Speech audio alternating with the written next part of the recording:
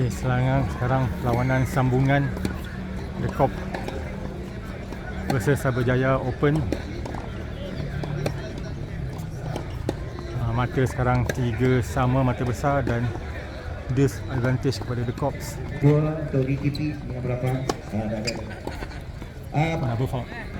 Siapa sama jauh rotate tapi bola. Push.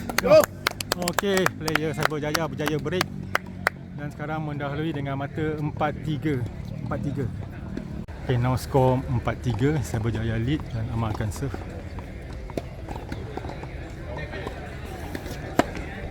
Okay.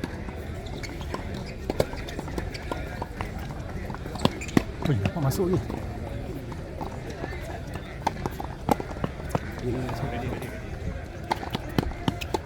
Okay, masuk ni.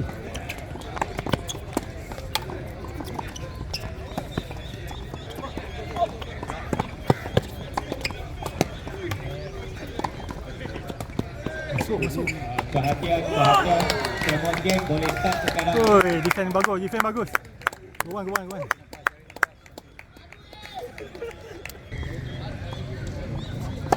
Gusah Hama.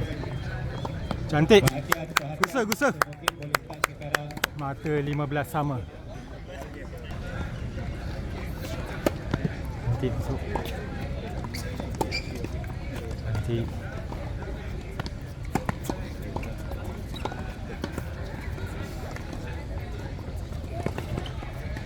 Yes. Go on. Okey, mata 30-15. Cantiklah serve dia. Yes! Gusah. 40-15.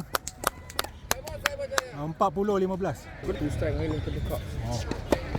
The Corp hari ni full time. Semalam tak cukup orang. Tak cukup orang. Oh. Cantik. Yes! Well played. Satu volley. Dia ingat backhand orang lah. Okey, sekarang ni leading 5-3. Satu lagi. Okey, The Corps akan serve. DTP Syafwan buat Azati. Yes! Cantik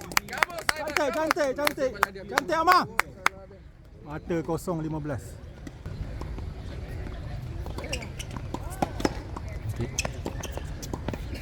Oh! Cantik. Mata 0-30. Okey, mata 0-30.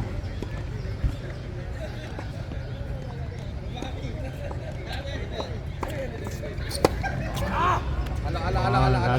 Kita menjenam ke net. Tenang. Bawa depan tadi. Ni apa? Mata 15-30. Okey, mata 15-30. Can serve. Cantik Amarnya return. Out. Go on Amar. Mata Bismillah sikit Zarif. 15-40. Bawa depan Zarif. Okey, 15-40. Mereka perlukan satu mata saja lagi untuk menamatkan game ni. Second serve sekarang. Masuk. Oh! Dari memberi bola paras net. Dan Cyberjaya memenangi perlawanan pertama mereka mengalahkan The Corp dengan mata 3-1.